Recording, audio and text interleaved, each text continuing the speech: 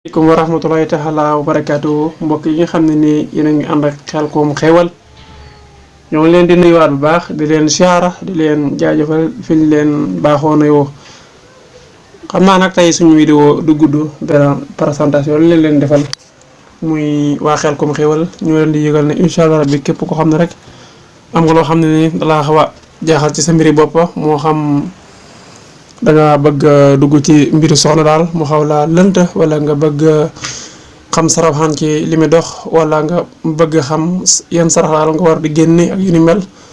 wala nga bëgg yeneen mbir da inshallah rabbi so wote ci 77 861 53 25 bu soobee suñu borom dañ la ci gindi Khelcom xewal nak niñ ko baax wo effet rek ngeen mën ko am itam ba légui ci li nga xamné ni moy YouTube bi so bindé Khelcom xewal rek yaakaar naa yomb na lool waaye tam Khelcom xewal ba léegi day yëngu ci wàllum garab ngeen gis ko noonu ñu bindé fi góor fullo bind fi góor fullo hémorroïde impuissance hémorroïde gaawa yegg sa bopp gaawa daanu dolli kattan kontaay kon mu ngi noonu 77 913 86 wala nga mën ko am ba léegi ci 77 861 53 25 Khelcom xewal nak mo nek ne ni ngoy bindi waaw mo non